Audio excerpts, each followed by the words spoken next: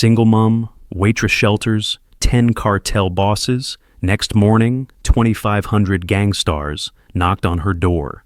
The gunfire started at 11:47 p.m., shattering the quiet of a Tuesday night in El Paso, Texas. Maya Torres was closing down Rosa's Diner, a small, worn-down place on the edge of the industrial district where truckers stopped for coffee and locals came for cheap comfort food. She was wiping down the last table, her 6-year-old daughter Sophia asleep in the back office, when the first shots cracked through the air like thunder. Maya froze, the rag still in her hand. More gunfire. Closer now. The squeal of tires, shouting in Spanish. Then the door burst open. 10 men stumbled inside, blood-spattered, armed, moving with the practiced efficiency of soldiers under fire. The last one through slammed the door shut and locked it, his hand leaving a crimson smear on the glass. Maya's breath caught in her throat. She recognized power when she saw it. These weren't street thugs. These were men who commanded empires. Their suits, even torn and bloodied, were expensive. Their weapons were military grade. And the way they moved, the way they assessed the room with cold, calculating eyes, told her everything she needed to know. These were cartel bosses, and they were being hunted. The tallest one, maybe 40, with silver streaking his dark hair and a bullet graze across his cheek, locked eyes with Maya. "You," he said in accented English. "Are you alone?" Maya's mouth was too dry to speak. She nodded. "Anyone else in this building?" She found her voice. "My daughter, in the back. She's 6. Please." "We're not here to hurt you," the man interrupted. His voice was exhausted, urgent. "But in 30 seconds, men with guns are going to surround this building. If they find us here, they'll kill everyone inside. You, your daughter, everyone." Maya's world tilted. "So you have a choice," the man continued, his dark eyes holding hers with an intensity that burned. "You can run out the back door right now with your daughter and pretend you never saw us. Or, Maya whispered, or you help us hide and pray we all survive the next hour." Maya had 3 seconds to make a decision that would change her life forever. Outside, car doors slammed, voices shouted, footsteps approached the diner. Maya looked at the 10 men, bleeding, desperate, dangerous. Then she looked toward the back office where Sophia slept, innocent and small. Every survival instinct screamed, "Run! Take your daughter and run." But Maya had spent her entire life running, from poverty, from her abusive ex-husband, from a system that treated people like her as disposable, and she was tired, so tired of being afraid. "The freezer," she heard herself say, "in the back. It's big enough, but you move fast, you stay quiet, and if my daughter gets hurt because of this, she won't," the man said. "You have my word." Maya didn't know if the word of a cartel boss meant anything, but it was too late to turn back now. She led them to the industrial freezer in the back, barely used, big enough to fit 10 men if they squeezed tight. They filed in silently, weapons ready, eyes alert. The silver-haired man was last. He paused at the threshold, looking at Maya with something that might have been respect. "What's your name?" he asked. Maya Torres." "I'm Dante," he said, "Dante Guerrero, and I won't forget this." Then he stepped inside, and Maya sealed the freezer door. 30 seconds later, armed men kicked in the front door of the diner. "Welcome to the most intense story you'll hear today. Drop a comment and tell me where you're watching from. If you believe that one moment of courage can change everything, you need to stay until the end. Take a moment to support us by hitting the subscribe button. Don't forget to like, share, and comment below. Maya had learned survival young. She'd grown up in South El Paso, where poverty wasn't just a condition. It was a way of life. Her mother cleaned houses for wealthy families across the border. Her father drank away whatever money came in. By the time Maya was 15, she was working 2 jobs just to keep the lights on. At 19, she met Daniel, charming, handsome, full of promises about a better life. She believed him, got pregnant, married him at a courthouse with 2 witnesses and a dress from Goodwill. The promises lasted 6 months. The abuse lasted 3 years. Maya finally left when Daniel put her in the hospital with a fractured rib and a black eye, all because dinner was cold. She took Sophia, then 3 years old. and disappeared into the sprawl of El Paso with $17 and a duffel bag of clothes. That was 3 years ago. Since then, Maya had worked at Rosa's Diner, owned by an elderly woman who paid under the table and asked no questions. The money was barely enough. The tips were unpredictable.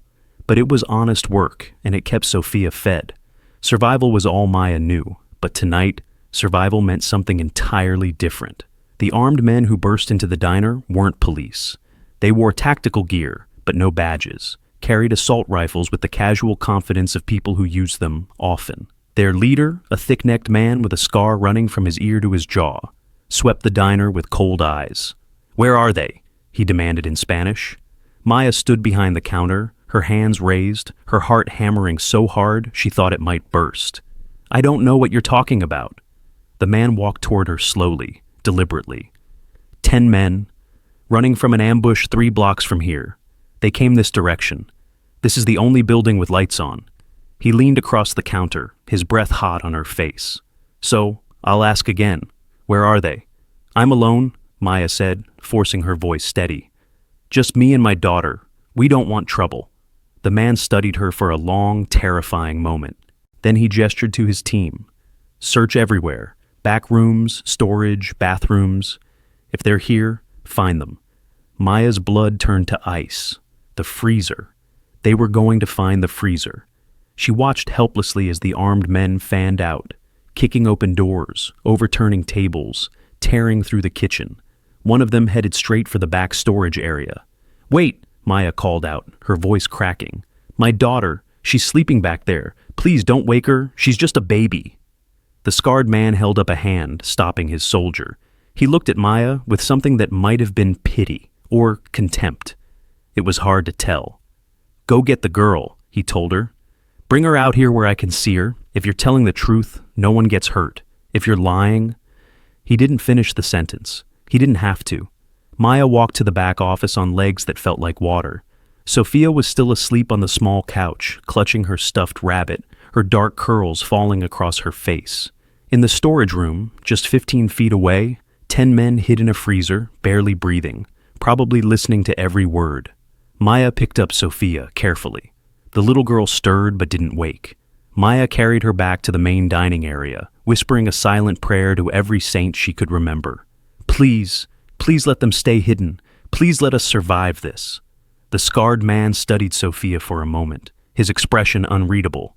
Then he nodded. "Keep searching," he told his team.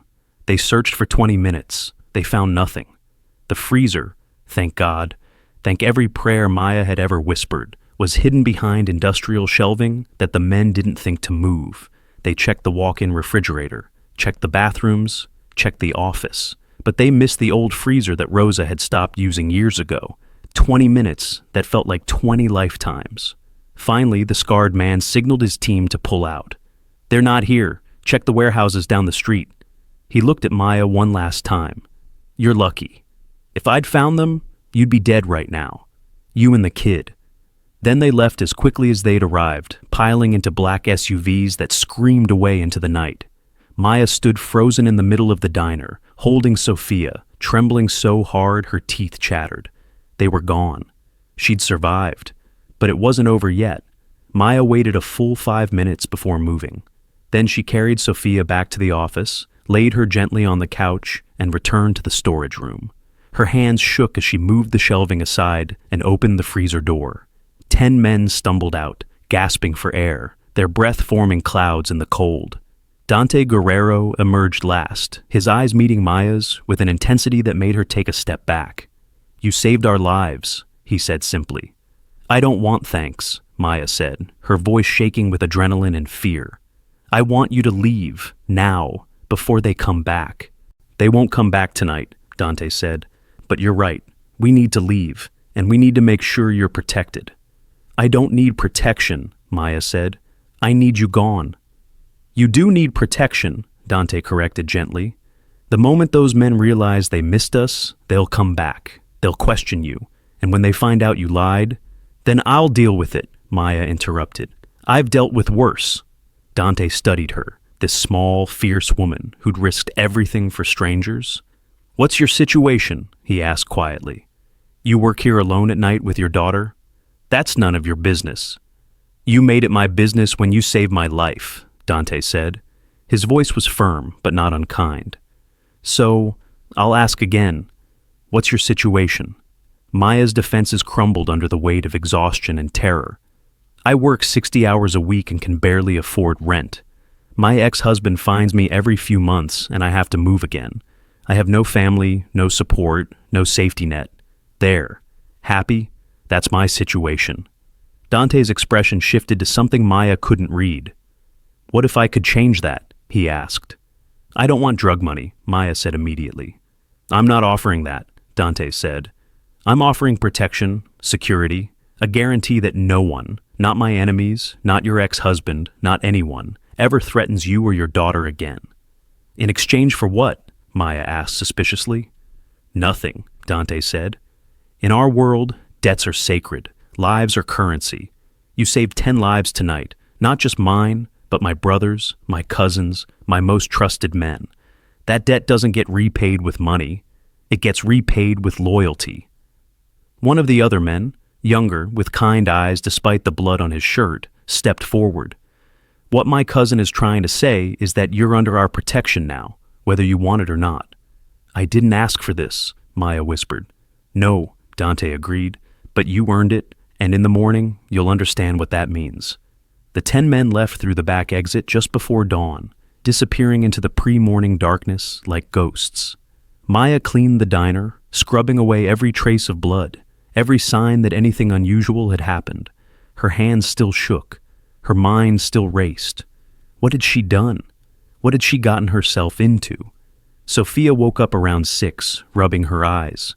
Mama, why are you still awake? Just finishing up work, baby, Maya lied, pulling her daughter close. How about we get some breakfast? They sat in a booth, Maya's hands wrapped around a cup of coffee she couldn't drink, Sophia munching on toast with strawberry jam. Outside, the sun rose over El Paso, painting the sky in shades of orange and gold. It looked like any other morning, but Maya knew better. Something had shifted in the night, something fundamental. She just didn't know what yet. At 7:15 a.m., Maya heard the sound. At first she thought it was thunder, or construction, something distant and low that made the windows rattle. Then she realized it was engines, dozens of them, maybe hundreds. Maya walked to the front window of the diner, Sophia trailing behind her. What she saw made her blood run cold. The street outside Rosa's diner, the quiet industrial road that usually only saw a few delivery trucks before noon, was packed with vehicles, black SUVs, motorcycles, trucks, lined up for blocks in both directions. And men. Hundreds of men, maybe thousands. They stood in formation, silent, disciplined, waiting, all of them wearing black, all of them watching the diner. Mama? Sophia's small voice trembled with fear. Why are all those people here? Maya couldn't answer, couldn't breathe, couldn't process what she was seeing. Then a single figure emerged from the lead vehicle. Dante Guerrero, now in a fresh suit, walked toward the diner like a king approaching his throne.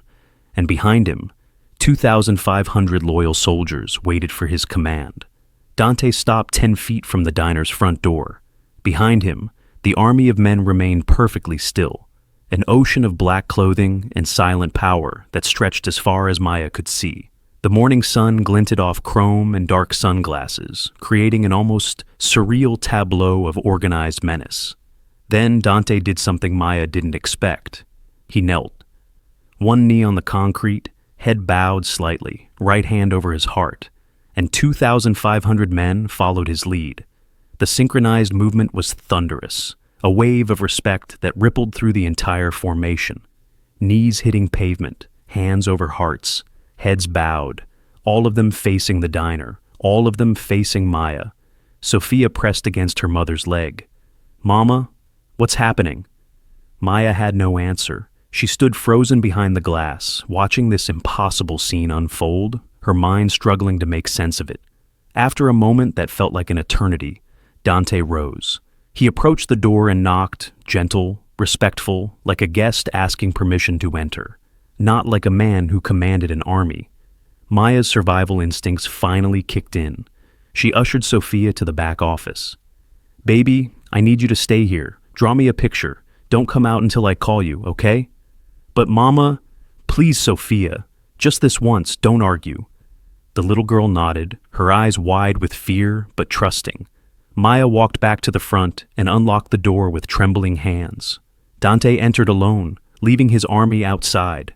Up close, in the morning light, he looked different than he had last night. Clean, composed, but his eyes carried the same intensity, and something else now. Gratitude, respect.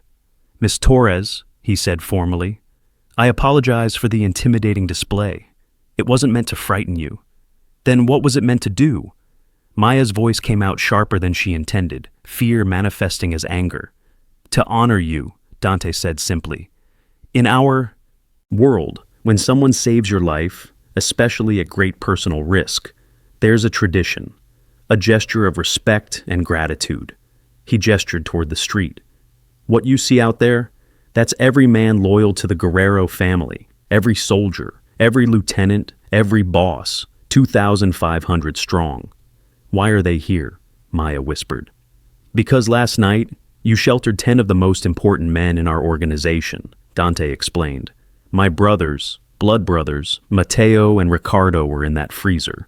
My cousins, Carlos and Luis, my most trusted advisors, men who've been with me for 20 years. His voice grew quieter. "If they'd been found, our entire family would have been destroyed. Our enemies would have executed them, publicly, as a message." Maya swallowed hard. "I didn't know any of that. You just saw people who needed help," Dante interrupted. "And despite having every reason to protect only yourself and your daughter, you chose to risk everything." He paused. "That kind of courage is rare, Miss Torres. That kind of humanity, even rarer in our world." "So what happens now?" Maya asked, her voice barely audible. "Now," Dante said, pulling out a phone, "you tell me what you need, and we provide it." Maya laughed, a sharp, almost hysterical sound. "You can't be serious." "I've never been more serious in my life," Dante said. "Your rent? Paid. For as long as you need. Your daughter's school, her clothes, her future, handled. Your ex-husband, the one who finds you every few months?" His expression went cold. "He'll never find you again? I guarantee it." "I don't want your blood money," Maya said, repeating what she'd told him hours earlier. "This isn't about money," Dante corrected. "This is about honor, about balance. You saved 10 lives. Now those 10 lives, and the 2,500 men who depend on them, owe you a debt that can never be fully repaid." He stepped closer. "But we'll try. Every day for the rest of your life, we'll try." Maya's eyes filled with tears. "Why? Why would you do this for someone like me? I'm nobody. A waitress, a single mom, barely surviving. You're the woman who looked at 10 dangerous criminals and saw human beings who needed help," Dante said quietly. "Do you understand how rare that is? Most people, even good people, would have run, would have called the police, would have protected themselves first." His voice was filled with something that sounded like wonder. "But you didn't. You chose compassion over fear. That makes you extraordinary." Maya wanted to believe him, but she'd learned long ago that gifts came with strings attached. "What do you want from me?" she asked. "Nothing," Dante said. "I want nothing from you, Miss Torres, but I'd like to offer you something." He pulled out a business card, simple, elegant, with just a phone number embossed in gold. "This number connects directly to me. If you ever need anything, protection, help, resources, anything, you call, day or night. No questions asked." Maya stared at the card. "And if I don't want this, if I just want you to leave me alone, then we'll respect that," Dante said. "But the protection remains. Whether you accept it or not, you're under our family's watch now. No one will hurt you. No one will threaten you. You have my word." He placed the card on the counter between them and turned to leave. At the door, he paused. "One more thing. The men outside, they're not here to intimidate you. They're here to pledge loyalty, to let you know that in this city, in this entire region, you're untouchable now. That's not a threat, Miss Torres. That's a promise." Then he was gone. Maya stood alone in the diner, staring at the business card, listening to the sound of engines starting outside. She walked to the window and watched as the massive convoy began to disperse, vehicles peeling away in organized formations, disappearing into the city like water flowing through cracks. Within 10 minutes, the street was empty, like it had never happened, like she'd imagined the whole thing. But the business card in her hand was real, and so was the knowledge that her life had just changed in ways she couldn't begin to understand. Sophia emerged from the back office, clutching her drawing. "Mama, are the scary men gone?" "They weren't scary, baby," Maya said, though she wasn't sure if that was true. "They were just friends, saying thank you." For what? For helping them when they needed it. Sophia considered this with the serious contemplation only children possess. Mrs. Patterson at church says helping people is good, that God sees it. "Yeah, baby," Maya whispered, pulling her daughter close. "He sees it." But she wondered what God thought about accepting help from men who dealt in violence and shadows. The day passed in a strange blur. Rosa, the elderly owner of the diner, called mid-morning to say she was selling the business and retiring to Mexico. "I got an offer I couldn't refuse," she explained. "Some investment group. They want to keep the diner open, keep the name, keep the staff. You'll be the manager now, Maya. Better pay, benefits. They're even talking about expanding." Maya's stomach dropped. "What investment group?" "Something called Guerrero Holdings," Rosa said. "Have you heard of them?" Maya closed her eyes. "Yeah, I've heard of them." After Rosa hung up, Maya stood behind the counter, processing. They'd bought the diner. They'd made her manager. They were giving her benefits, health insurance, paid time off, things she'd never had in her entire working life. And she hadn't asked for any of it. Her phone buzzed. A text from an unknown number. "The diner is yours to run as you see fit. Rosa wanted to retire. We simply made it possible. No strings, no obligations, just an opportunity." DG Maya stared at the message for a long time. Then another text came through. "Also, your apartment lease has been transferred to a safer building. 2 bedrooms, security, near Sophia's school. Move-in ready, again, no strings, just safety. You deserve both." Maya's hands shook as she typed back, "Why are you doing this?" The response was immediate. "Because honor demands it. Because you deserve better. Because I can." Does the reason matter? Maya thought about that. About the years of struggling, of fear, of barely surviving. About Sophia growing up in apartments with broken locks and neighbors who scream through the walls. "Yes," she typed back. "The reason matters. Then the reason is this. You reminded me that there's still goodness in the world, that some people still choose courage over fear, and that deserves to be protected, nurtured, rewarded." That evening, after her shift, Maya drove to the new apartment. It was in a gated community she'd passed 100 times but never imagined living in. The building had actual security guards, a playground, clean hallways that smelled like fresh paint instead of mildew and cigarette smoke. The apartment itself was beautiful, spacious, modern, safe. 2 bedrooms with actual doors that locked. A kitchen with appliances that worked. Windows that overlooked a courtyard instead of a parking lot. Sophia ran through the rooms, squealing with delight. "Mama, Mama, look! I have my own room, with a real bed!" Maya stood in the living room and cried. Not from fear, not from exhaustion, but from the overwhelming realization that for the first time in her adult life, she didn't have to whisper survival prayers. She could breathe. But that night, after Sophia fell asleep in her new bed, Maya sat by the window and watched the street below.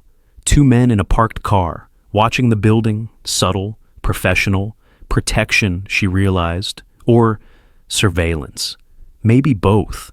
Her phone buzzed. Another message from Dante. "You're wondering about the men outside. They're there to keep you safe, not to watch you. You're free to come and go as you please, free to live your life. We're just making sure that life isn't interrupted by people who might want to hurt you." Maya typed back, "My ex-husband, Daniel. He's dangerous, violent. He always finds me, not anymore. I had a conversation with him this morning. He's agreed to leave Texas permanently. He won't bother you again." Maya's blood ran cold. What kind of conversation? The kind that makes things clear. He understands now that you're under protection, that hurting you would be the last mistake he ever makes. Maya should have been horrified, should have been afraid of what that meant. But all she felt was relief. 3 weeks passed in a strange new reality. Maya ran the diner with an efficiency born from years of working under Rose's chaotic management. She hired 2 new waitresses, both single mothers like herself who needed second chances. She updated the menu, improved the coffee, and somehow turned the worn-down diner into a place people actually wanted to visit. Business tripled within the first 2 weeks. Sophia thrived in their new apartment. She made friends in the complex, played in the clean courtyard, slept through the night without waking to shouting or sirens. The fear that had lived in her daughter's eyes since they fled Daniel was finally fading. Maya should have felt nothing but gratitude. Instead, she felt like she was living in someone else's life. The protection was constant, but subtle. Different cars outside the apartment each night. Men in the diner who ordered coffee and stayed for hours, their eyes always on the door. When Maya took Sophia to the park, she'd spot someone watching from a distance, close enough to intervene, far enough to give them space. Dante kept his promise about staying out of her way. He didn't visit, didn't call, just sent occasional texts checking in. Everything okay? Do you need anything? Sophia doing well in school? Maya always responded the same way. We're fine, thank you. But she wasn't fine. She was confused, overwhelmed, and increasingly curious about the man who'd turned her life upside down with an act of protection she never asked for. The turning point came on a Tuesday afternoon. Maya was closing the diner early. She'd started keeping more reasonable hours now that she wasn't desperate for every dollar, when a black SUV pulled up outside. Not Dante, someone else. A woman stepped out. Late 30s, beautiful in a sharp, dangerous way, wearing a designer suit that probably cost more than Maya made in 6 months. She walked into the diner with the confidence of someone who owned every room she entered. Maya Torres? The woman asked. That's me, Maya said warily. I'm Isabel Reyes. I work with Dante. She sat at a booth without being invited. We need to talk. Maya's guard went up immediately. About what? About the fact that you've been asking questions, Isabel said. Googling the Guerrero family, looking up articles about cartel activity in El Paso, trying to understand who Dante really is. Maya's face flushed. She hadn't realized they were monitoring her that closely. I have a right to know who I'm dealing with, Maya said defensively. You do, Isabel agreed. But here's the thing. The more you know, the more dangerous your position becomes. Ignorance is protection in our world. The less you understand about our operations, the safer you are. So you want me to just accept everything blindly? Maya asked. The apartment, the diner, the protection? Just smile and say thank you and never ask questions? Yes, Isabel said bluntly. That would be ideal. Well, that's not who I am, Maya said, her voice hardening. I don't accept gifts without understanding the cost. I don't trust people just because they say I should. And I definitely don't let dangerous men insert themselves into my daughter's life without knowing exactly what I'm dealing with. Isabel studied her with something that might have been respect. You're smarter than most people Dante tries to help, and braver. I can see why he's so invested. What do you mean invested? Maya asked. Isabel leaned back, considering her words carefully. Dante Guerrero is the head of one of the most powerful families in the Southwest.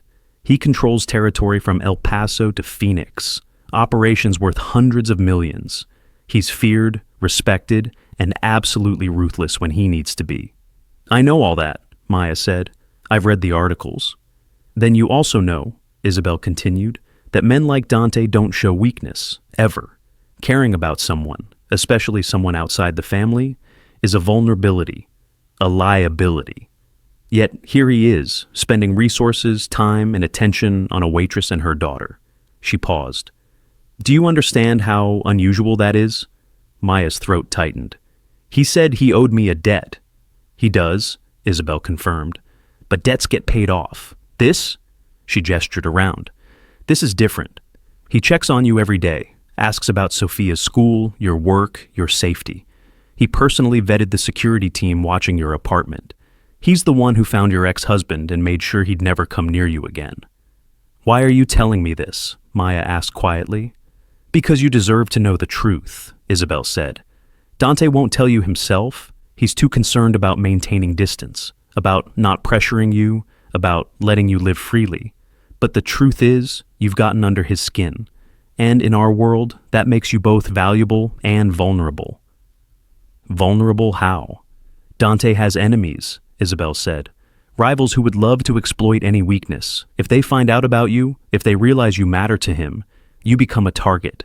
Not just you. Sophia, too. Maya's blood ran cold. Then maybe he should stop. Stop checking on me. Stop protecting me. Let me go back to being invisible. Too late for that, Isabel said. You saved his life. You're part of this now, whether you want to be or not. The only question is whether you understand what that means, and whether you're strong enough to handle it. That night, Maya couldn't sleep. She lay in bed, staring at the ceiling, Isabel's words echoing in her mind. You've gotten under his skin. You matter to him. You're vulnerable. Around midnight, she made a decision. She grabbed her phone and found Dante's number, the one she'd saved but never called. Her finger hovered over the call button for a full minute before she finally pressed it. He answered on the first ring. Maya, is everything okay? Is Sophia? We're fine, Maya interrupted. But I need to see you. We need to talk, face to face. A pause. Then, when? Now, tonight. I know you're probably busy, but I'll be there in 20 minutes, Dante said. He hung up before she could respond. Dante arrived in 18 minutes. Maya met him in the courtyard of her apartment complex, away from Sophia, away from prying eyes. He wore jeans and a dark sweater, casual clothes that somehow made him look more dangerous, not less. What's wrong? He asked immediately. Did someone threaten you? Isabel came to see me, Maya said. Dante's expression darkened. What did she say? The truth, Maya said, about who you really are, about what it means that I saved your life, about the danger I'm in just by existing in your world. She had every right, Maya interrupted, because I deserved to know. I deserved to understand what I got myself into that night. Dante was silent, his jaw tight. So, here's what I need from you, Maya continued, her voice steady despite the fear coursing through her. I need honesty, complete honesty, no more secrets, no more protection without explanation. If I'm in danger, I need to know. If Sophia's at risk, I need to know. I can't live in this bubble where I'm safe but ignorant. Knowledge is dangerous, Dante said quietly. The more you know, the more I can protect myself, Maya finished. I've been surviving dangerous situations my whole life, Dante. Poverty, abuse, a system that treats people like me as disposable. I'm not some fragile thing that needs to be wrapped in cotton and hidden from reality. Dante studied her for a long moment, something like admiration flickering in his eyes. You're right, he said finally. You deserve the truth, all of it. He gestured to a bench in the courtyard.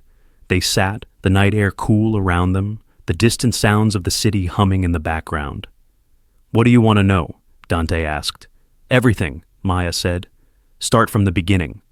Dante talked for an hour. He told her about growing up in Juarez, watching his father build an empire from nothing, about the violence he'd witnessed, the choices he'd made, the blood on his hands, about taking over the family business at 25 when his father was killed by rivals, about the years of war, consolidation, survival. He didn't sugarcoat it, didn't try to make himself sound noble or justified. He just told her the truth, ugly, complicated, stained with decisions that kept him awake at 3 a.m.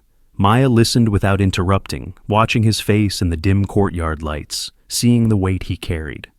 The night of the ambush, Dante said, we were meeting with potential allies, trying to negotiate peace with a rival family, but they betrayed us, set us up, tried to eliminate our leadership in one move.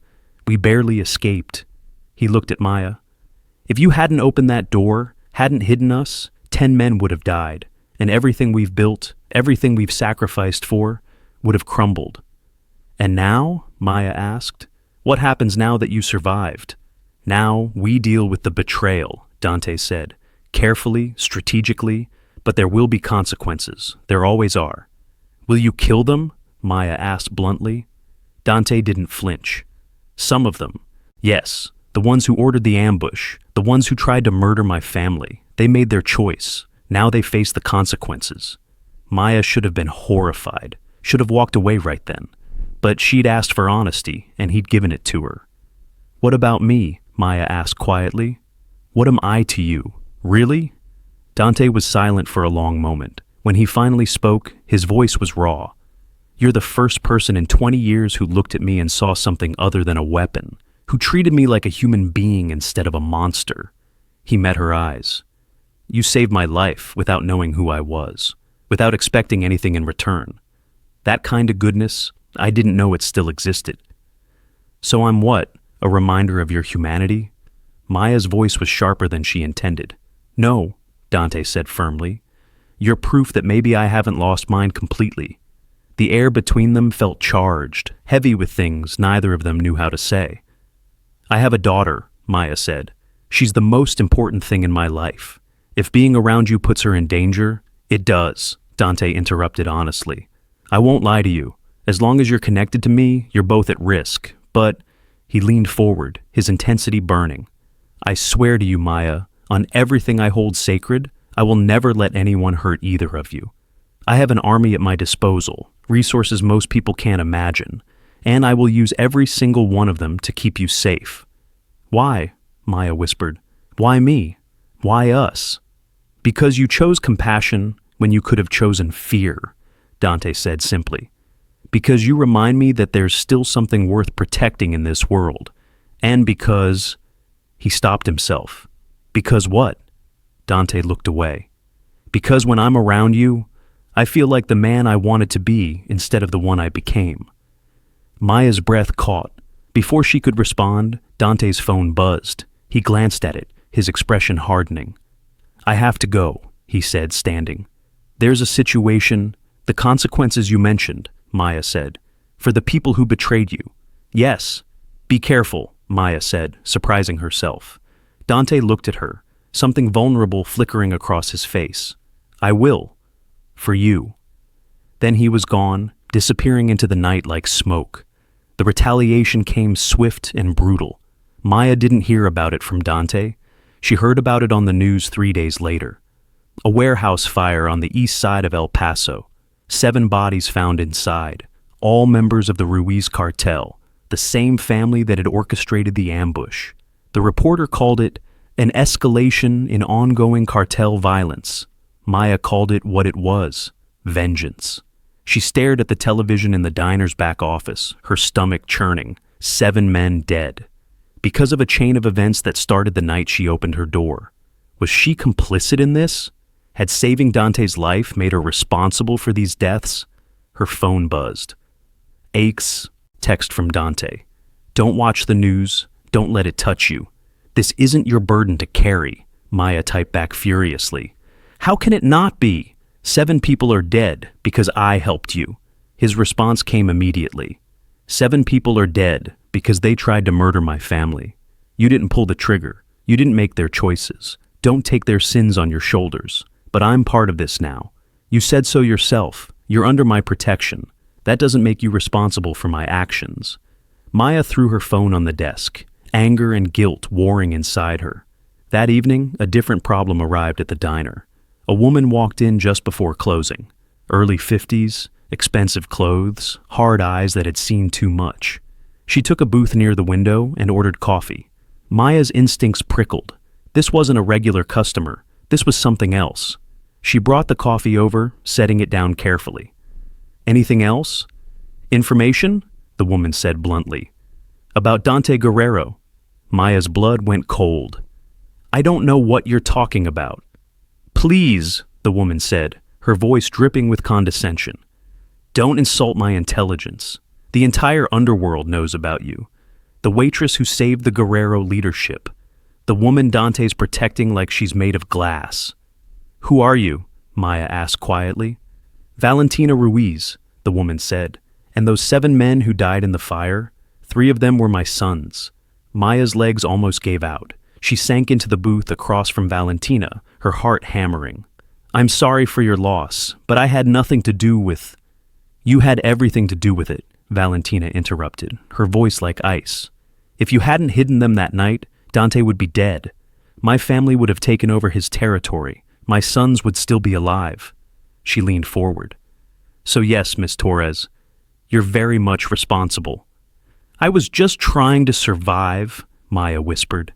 "They came to my diner. I had my daughter here. What was I supposed to do?" You were supposed to stay out of it, Valentina said coldly. But you didn't. You chose a side, and now you have to live with the consequences. Is that a threat? It's a fact, Valentina said. She pulled out her phone, showing Maya a photo. It was Sophia, at school in the playground, laughing with friends. Beautiful little girl, 6 years old, right? Goes to Riverside Elementary, walks home with the Martinez girl from apartment 3B. Maya's entire world stopped. Touch my daughter and You'll what? Valentina smiled. Call Dante? He can't be everywhere. Even his protection has limits. Sooner or later, there will be a gap, a moment when the guards look away. And when that happens, the door to the diner burst open. Isabel Reyes strode in with 3 armed men flanking her. She looked at Valentina with an expression of pure contempt. Valentina, Isabel said coldly, you're making threats you can't keep. This is a private conversation, Valentina said, but her confidence had cracked. No, Isabel said, walking to the booth. This is you making the last mistake of your life. She gestured to her men. Escort Mrs. Ruiz out. Make sure she understands that if she comes within a mile of Maya Torres or her daughter again, she won't have a family left to mourn. Valentina stood slowly, her eyes boring into Maya. This isn't over. Yes, Isabel said, her voice dropping to lethal quiet. It is. Your sons declared war. They lost. Now you can either accept that and disappear, or join them in the ground. Your choice. Valentina left without another word, but the venom in her parting glance promised this was far from finished. After they left, Maya collapsed in the booth, shaking uncontrollably. Isabel sat across from her, her expression softer now. Are you okay? No, Maya said, her voice breaking. I'm not okay. That woman threatened my daughter, my 6-year-old daughter, who has nothing to do with any of this. She won't touch Sophia, Isabel said firmly. I promise you. How can you promise that? Maya demanded, tears streaming down her face. You said it yourself. I'm vulnerable now. Sophia's vulnerable. And it's only going to get worse, isn't it? Isabel was silent, which was answer enough. I can't do this, Maya whispered. I can't live like this, always looking over my shoulder, always wondering if today's the day someone comes for my baby to hurt Dante. Then leave, Isabel said bluntly. Maya looked up, shocked. What? Leave, Isabel repeated. Dante won't stop you. I won't stop you. We'll set you up somewhere safe. New city, new identity, enough money to start over. You and Sophia disappear, and this life never touches you again. It was exactly what Maya had been thinking, the escape she'd been craving. But the thought of never seeing Dante again hit her harder than she expected. He'd let me go? Maya asked quietly. He'd insist on it, Isabel said. If he thought it would keep you safe, he'd let you walk away without a fight. That's how much he cares about you. Maya closed her eyes, the weight of the decision crushing her. And if I stay? If you stay, Isabel said carefully, things will get harder before they get better. The Ruiz family isn't going to let this go quietly. There will be more threats, more danger. Dante will protect you with everything he has, but there are no guarantees, Maya finished. No, Isabel confirmed. There never are in this life. That night, Maya sat in Sophia's bedroom, watching her daughter sleep, trying to make an impossible choice. Leave and be safe. Stay and be in constant danger. Run from the first man who'd made her feel seen in years. Or risk everything, including her daughter, by staying in his world. Her phone buzzed, a text from Dante. Isabel told me what happened. I'm so sorry. This is my fault. If you want to leave, I'll make all the arrangements. No questions. Asked. You and Sophia will be protected wherever you go. Maya stared at the message, her eyes blurring with tears. She typed, What if I don't want to leave? His response took several minutes. Then you stay. And I spend every waking moment making sure you never regret that choice. Can you promise that? Can you promise Sophia stays safe? Another long pause. I can promise I'll die trying. It wasn't the answer Maya wanted, but it was the only honest answer he could give. Before Maya could respond, her apartment door buzzed. She checked the security camera, a delivery person with a large package. Wary, she called down to the security guard Dante had stationed in the lobby. Did you clear this delivery? Yes, ma'am. It's from a flower shop downtown. Already been scanned. Maya opened the door, signed for the package, and brought it inside. Inside the box, a dozen white roses and a handwritten note. These are for courage, for the bravest woman I've ever met. Whatever you decide, I'll respect it. But I hope you stay. Maya held the note, reading it 3 times, feeling something shift in her chest. She grabbed her phone and called Dante directly this time. He answered immediately. Maya, I'm staying, she said, her voice steady despite the fear. But I have conditions. Anything. Sophia's safety is non-negotiable. I don't care what it costs or what you have to do. She doesn't get hurt. Ever. Agreed. And I need to understand everything. No more secrets. If there's a threat, I need to know about it before it shows up at my diner. Done. And Dante? Maya's voice softened. I need you to promise me something else. What? That you won't die for me, Maya said. You said you'd die trying to keep us safe, but I need you alive. Sophia needs you alive. So whatever happens, you find a way to survive. Promise me. Dante was silent for a long moment. I promise, he finally said, his voice rough with emotion. I'll survive. For you. But across town, Valentina Ruiz sat in a darkened room, making plans of her own. She'd lost 3 sons to Dante Guerrero's retaliation. She'd lost territory, power, respect. And now she would take from him what he'd taken from her. She looked at the photo of Maya and Sophia again, her expression cold. You chose the wrong side, Miss Torres, she whispered to the image. And now you'll pay the price. She made a phone call. It's time. Move on the girl, but make it subtle. I want Dante to watch the woman he cares about suffer before he dies. On the other end, a voice confirmed. Understood. When? Soon, Valentina said, smiling. Very soon. The storm was coming, and Maya Torres, despite Dante's promises and Isabel's protection, was standing right in its path.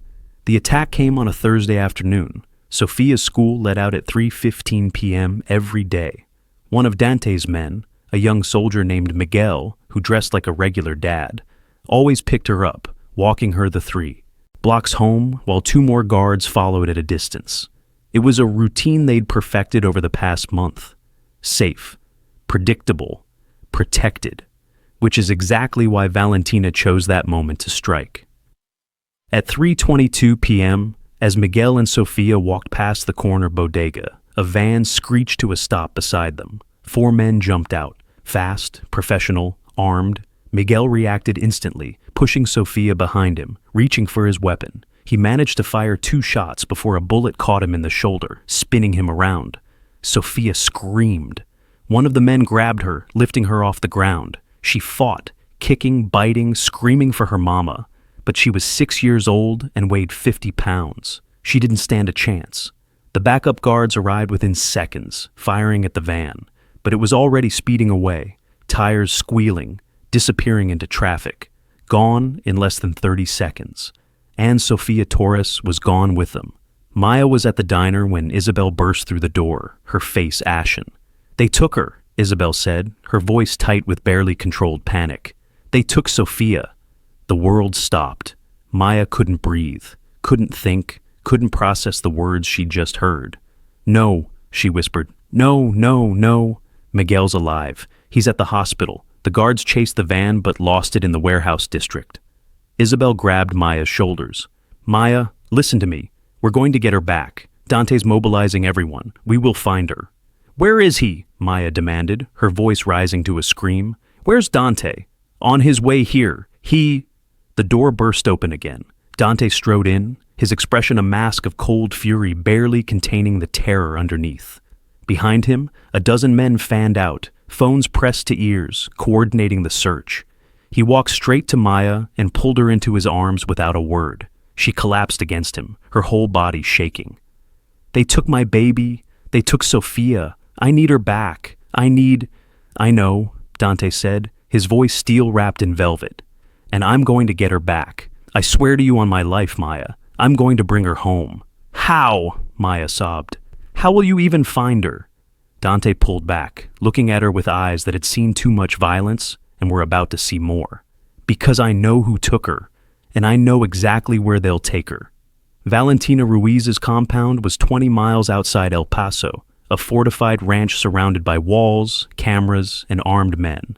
It was where she'd retreated after losing her sons, where she'd planned her revenge, and where she was currently holding a terrified 6-year-old girl in a locked room, waiting for Dante to make his move. Sophia sat on a cot, clutching her stuffed rabbit, tears streaming down her face. "I want my mama," she whimpered. "Please, I want to go home." Valentina stood at the door, watching her with cold calculation. "Your mama is the reason my sons are dead, Nina. She chose to help. A monster. Now she pays the price." "My mama's not bad," Sophia said, her small voice defiant despite her fear. "She helps people. She's good." "Good people don't protect cartel bosses," Valentina said. "Your mother made a choice. Now you live with the consequences." But Valentina didn't know that, at that exact moment, 50 vehicles were converging on her compound from every direction. Dante's plan was simple and overwhelming. Total assault. He'd called in every favor, every alliance, every resource he had. 200 men surrounded the compound, soldiers from his family, allies from other organizations who owed him debts, even some former military contractors who did work for the right price. Isabel coordinated from a mobile command post. "We've got eyes on the compound, 30 hostiles visible, probably more inside. The girl is in the east wing, second floor, based on thermal imaging." "Rules of engagement?" one of his lieutenants asked. Dante's expression was carved from ice. "Anyone who stands between me and that little girl dies. No exceptions, no mercy." "What about Valentina?" "She's mine," Dante said quietly. "No one touches her but me." Maya stood beside him, wearing a bulletproof vest Isabel had forced on her, her eyes locked on the compound in the distance. "I'm coming with you." "Absolutely not," Dante said. "She's my daughter," Maya said, her voice shaking but determined. "I'm not sitting in a car while you go get her. I need to be there. If you get hurt, if you get killed, what good does that do Sophia?" Dante asked, grabbing her shoulders. "Maya, please, let me do this. Let me bring her home to you." Tears streamed down Maya's face, but she nodded. "Bring her back," she whispered. "Please, just bring her back." Dante kissed her forehead, quick, fierce, full of promise. "I will. Wait here with Isabel. I'll have her in your arms in 20 minutes. Then he was gone, moving toward the compound with lethal purpose. The assault was swift and brutal. Dante's forces hit the compound from 4 sides simultaneously. Breaching charges blew through the walls. Flashbangs disoriented the guards. Gunfire erupted in controlled bursts. Dante's men were professionals, trained to minimize collateral damage while maximizing effectiveness. Valentina's soldiers tried to mount a defense, but they were outnumbered and outgunned. Within 5 minutes, the outer perimeter was secured. Dante moved through the compound like a force of nature, his team clearing rooms with military precision. He didn't stop, didn't slow. Every second Sophia was in that building was a second too long. He reached the east wing second floor, kicked open the locked door, and found her. Sophia was huddled in the corner, crying, terrified, but alive, unharmed. When she saw him, her face transformed. "Dante, you came!" He crossed the room in 3 strides, scooping her up, checking her for injuries. "I've got you, Princessa. You're safe. Now, I'm taking you home to your mama." Sophia buried her face in his neck, sobbing with relief. "I was so scared. I want my mama. I know, baby, I know. We're going right now." But as Dante turned to leave, Valentina appeared in the doorway. She held a pistol, aimed directly at him. "You took everything from me," she said, her voice shaking with rage and grief. "My sons, my family, my future. Now I take everything from you." She adjusted her aim towards Sophia. Everything happened in slow motion. Dante turned his body, shielding Sophia completely. The gun fired. The bullet caught him in the side, just below the ribs, spinning him around. He kept his grip on Sophia, kept his body between her and Valentina, even as pain exploded through him. Isabel burst into the room behind Valentina, weapon raised. "Drop it!" Valentina turned, swinging her gun toward Isabel. 3 shots rang out. Valentina crumpled to the floor, her weapon clattering away, her eyes already going glassy. Dante! Isabel rushed to him. Jesus, you're hit! I'm fine, Dante gritted out, though blood was soaking through his shirt. Get Sophia to Maya, now. You need medical. Now! Dante roared. Isabel took Sophia from his arms. The little girl was crying, reaching for him, and ran toward the exit. Dante stood over Valentina, watching the life drain from her eyes. She looked up at him with the last of her strength. Did it hurt? She whispered. Every death I've caused haunts me, Dante said quietly. Yours will too, but I'd do it again. Every time. To protect them. Valentina smiled, bitter, broken, and then she was gone. Maya saw Isabel running toward the command post carrying Sophia and nearly collapsed with relief. Sophia! She ran, her legs barely working, her whole body shaking. Isabel handed Sophia over, and Maya crushed her daughter against her chest, sobbing, checking every inch of her for injuries. Baby, oh my God, baby, are you okay? Are you hurt? I'm okay, Mama, Sophia cried. Dante saved me. He came and got me and... She looked around frantically. Where's Dante? Mama, he got shot. Maya's blood turned to ice. She looked at Isabel. Where is he? Being treated by our medic. He's stable. The bullet went through clean. He'll be fine. I need to see him, Maya said. Maya, Sophia needs to see that he's okay, Maya interrupted. We both do. They found Dante in the back of a medical van, his shirt off, a field medic wrapping his torso, while he argued into his phone about cleanup and damage control. He looked up when Maya appeared, his expression softening instantly. You shouldn't be here. You should be... Maya kissed him, hard, desperate, full of everything she'd been too afraid to say. When she pulled back, tears streaming down her face, she whispered, Don't you ever scare me like that again. Dante cupped her face with blood-stained hands. I promised I'd bring her home. I keep my promises. Sophia, still in Maya's arms, reached out to touch Dante's bandaged side gently. Does it hurt? Not anymore, Princessa, Dante said softly. You saved me, Sophia said.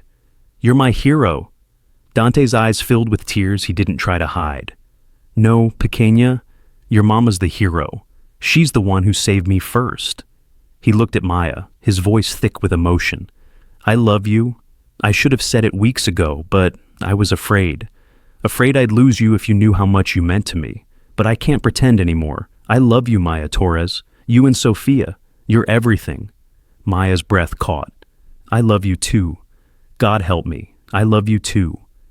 And there, in the back of a medical van, surrounded by the aftermath of violence, two broken people held each other, and the child they'd both risk everything to protect. 6 months later, Maya stood in the kitchen of a house she still couldn't believe was hers. Not an apartment, a house.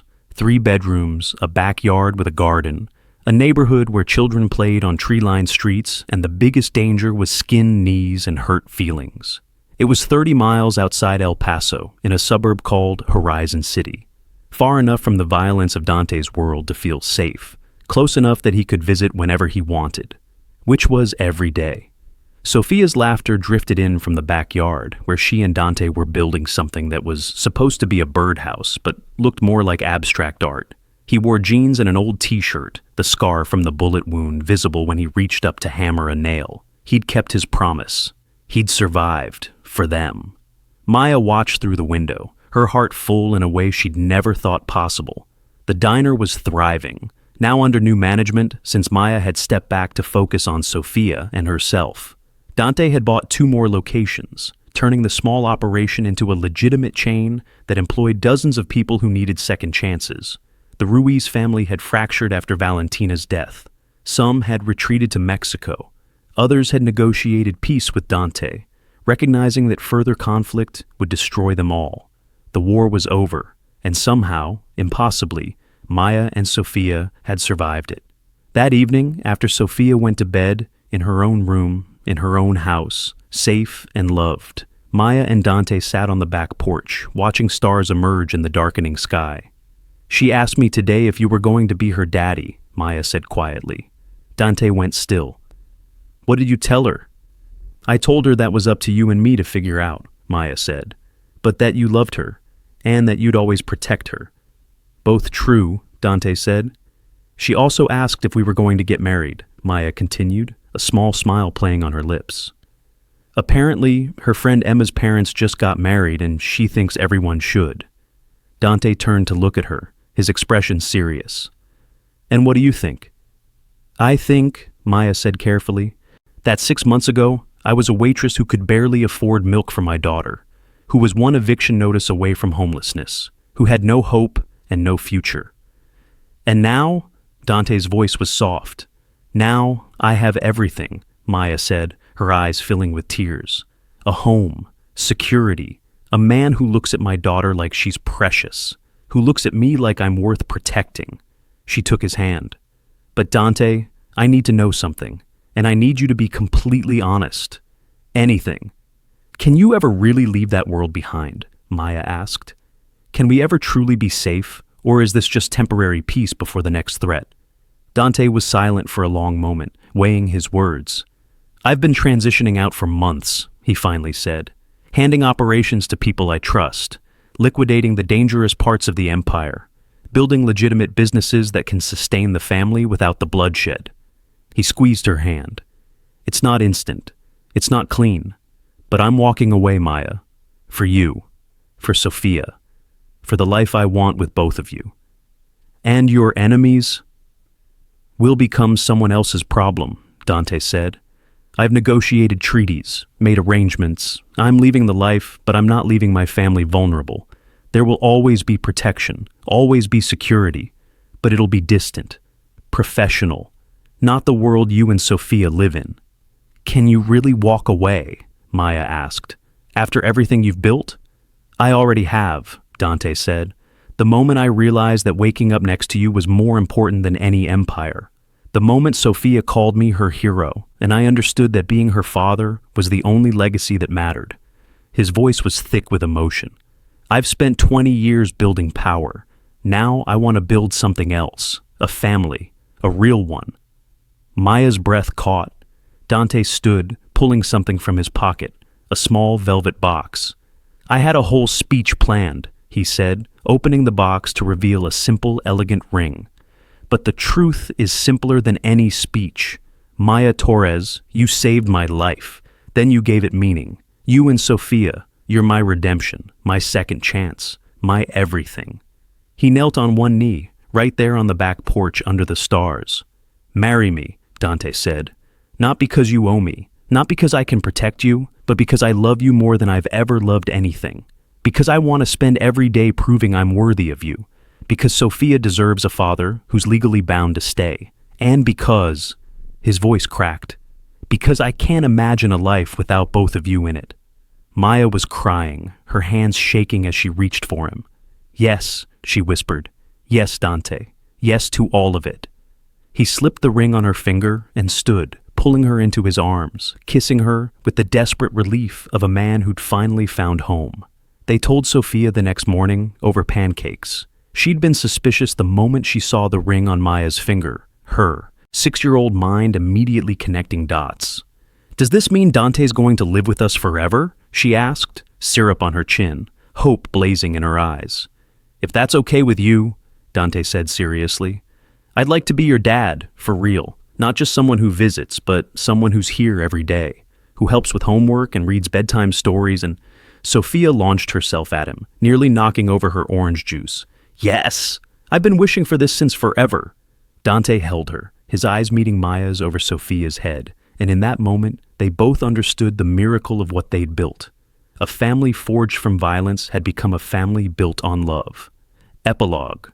2 years later, Maya stood in front of Rose's diner, now called Maya's Place, for the grand reopening of the 5th location.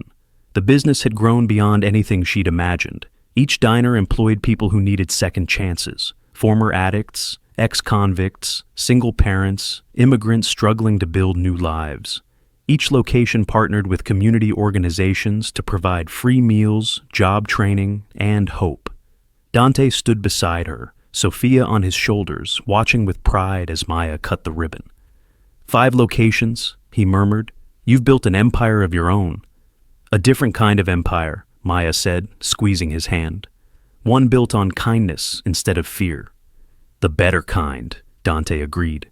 He'd officially left his former life behind, transferring control to trusted lieutenants, becoming a legitimate businessman who invested in real estate and community development.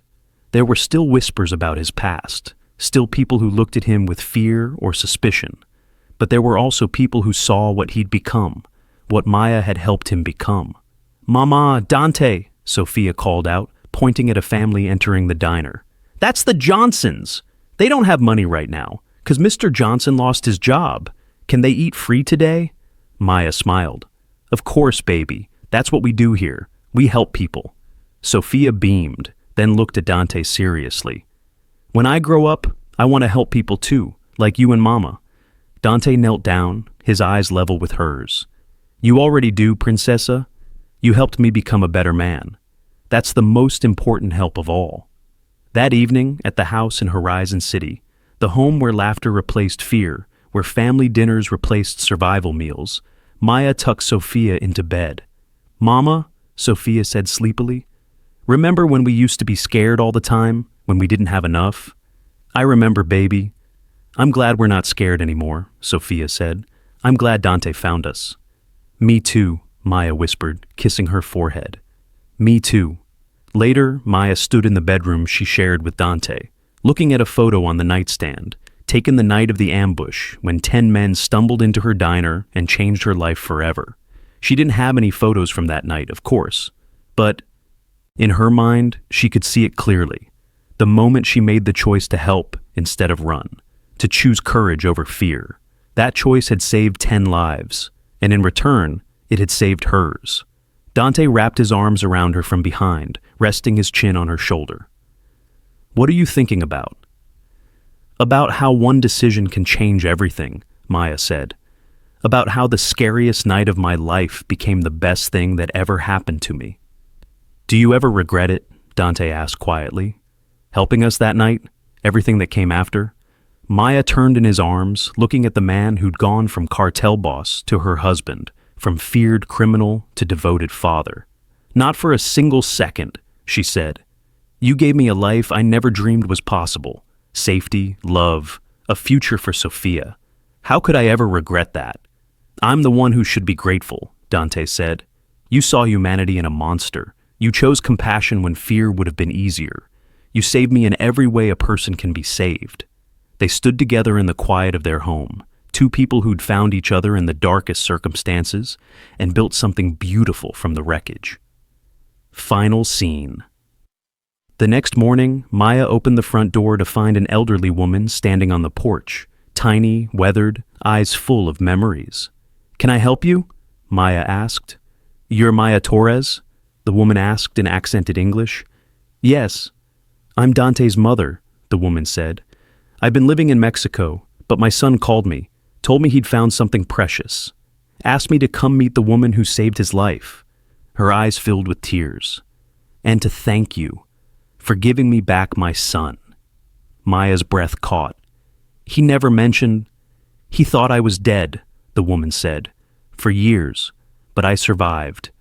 And now—" She looked past Maya to where Dante stood frozen in the hallway, his face white with shock. "Now I get to see the man he's become, thanks to you." Dante moved forward slowly, like he was in a dream. "Mama," he whispered. "Mijo," she said, opening her arms. He collapsed into them, this powerful man reduced to a child in his mother's embrace, sobbing with relief and joy, and years of grief finally released. Sophia appeared, curious. "Mama? Who's that?" "That's your abuela," Maya said softly. "Your grandmother." And in that moment, watching Dante reunite with the mother he'd thought he'd lost, Maya understood the full circle of what they'd created. She'd sheltered 10 men during an ambush. In return, they'd given her an army of protection. But more than that, they'd given her family. Not just Dante and Sophia, but an entire extended family of people who'd been broken and were learning to heal together. If this story moved your soul, don't just watch and leave. Subscribe and become part of our family that believes in second chances, in courage that changes lives, and in love that redeems even the darkest past. Hit that notification bell so you never miss stories that prove one moment of bravery can transform everything. Drop A if you believe in the power of choosing compassion over fear, and share this with someone who needs to know that miracles still happen. Thank you for being here. Thank you for believing. Your story might be just beginning too. We'll see you in the next one.